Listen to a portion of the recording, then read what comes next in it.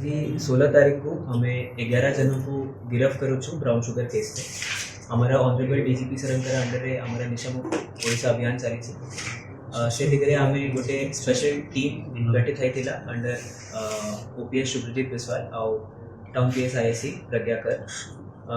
आमे रेड करूँ आमे पाइलु 10 जने से माने ब्राउन शुगर और गंजाई धरिकी थे से माने बिक्री करने प्लानिंग करते आउ पचरा पचरी करेलु कि कोटू तुम्हें सोर्स करूँ सप्लायर के तो से आमको किंग पिंदरा नाम भी जणाइले शुगर पे नाम अच्छी तारा तो आमे ताकू भी धरेलु तापरे तो टोटल 11 जने गिरफ्त होती ता संगरे आमे सीज करूँ 7 ग्राम ब्राउन शुगर और 22 kg गंजाई इटा सब ड्रग्स टोटल वैल्यू हूँ 3 लाख टंका पाखापाखि ता सहित आमे सीज करूँ 2टा बाइक 7टा मोबाइल एमती करके हमारा केस है चली किसी दिन पूर्व आम आउ गोटे ब्राउन शुगर केस करूँ